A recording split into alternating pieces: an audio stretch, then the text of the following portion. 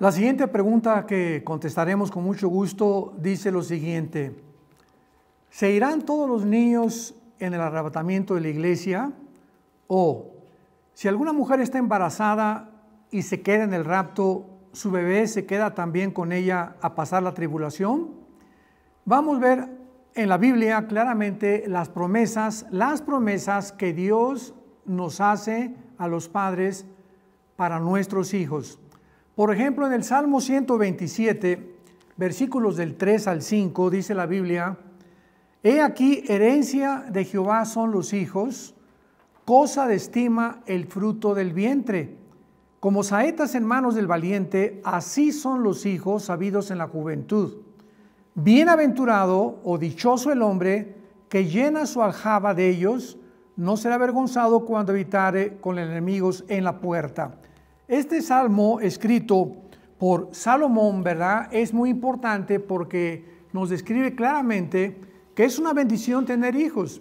Es una cosa maravillosa porque Dios bendice a los niños, principalmente cuando ellos han llegado a la época de la inocencia.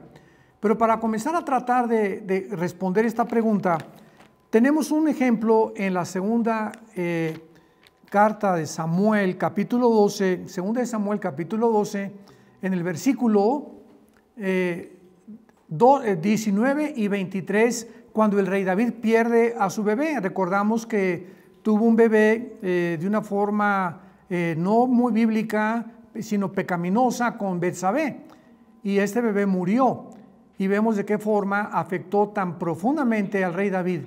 Pero dice así la Biblia en 2 Samuel 12, versículo 19: Mas David, viendo a sus siervos hablar entre sí, entendió que el niño había muerto. Por lo que dijo David a sus siervos: ¿ha muerto el niño? Y ellos respondieron: ha muerto. Y en el versículo 23, David dice estas palabras: Mas ahora que ha muerto, ¿para qué he de ayunar? ¿Podré yo hacerle volver? Yo voy a él, mas él no volverá a mí. Vemos claramente que el hijo de David, cuando subió al cielo, ¿verdad?, y regresó a Dios, cuando David volviera otra vez a vivir en la otra vida o en la resurrección, volvería a ver su hijo. Él dice, él no puede ya bajar, pero yo voy a ir hacia él. Nos damos cuenta pues que este niño, a pesar de haber nacido a través de una relación pecaminosa de fornicación, el niño se encontraba en el cielo. Y en la primera carta a los Corintios, capítulo 7, tenemos un pasaje muy importante que nos esclarece claramente la situación de los hijos dentro de los matrimonios. En este pasaje Pablo está tratando con mujeres que están casadas con hombres no cristianos, porque en la iglesia de Corintio, pues era una iglesia que era nueva.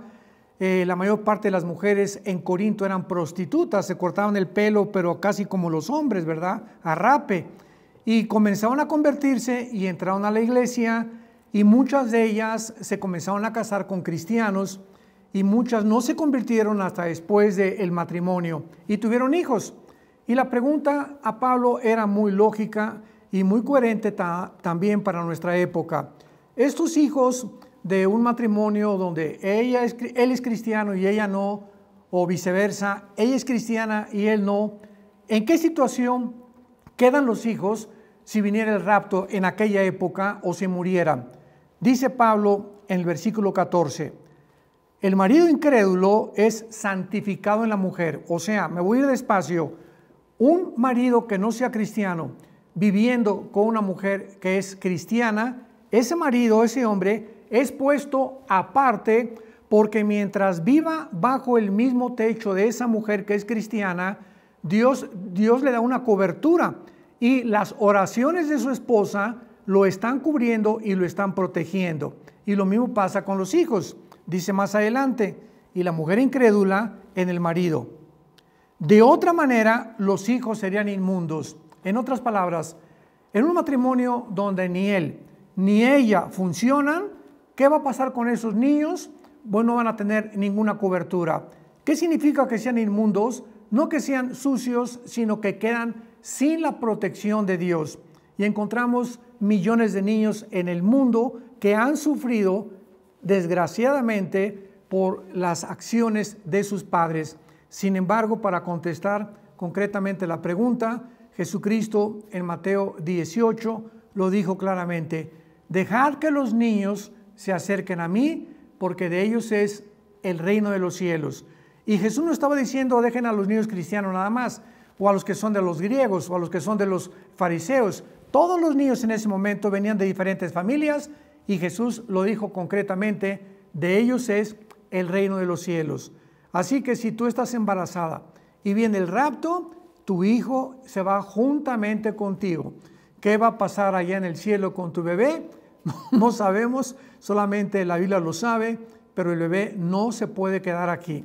Si tú no eres cristiana y estás embarazada y viene el rapto y te quedas y tu hijo va a pasar la tribulación junto contigo. Esta es la razón por hacer firme nuestra vocación y elección, porque el tiempo se acerca.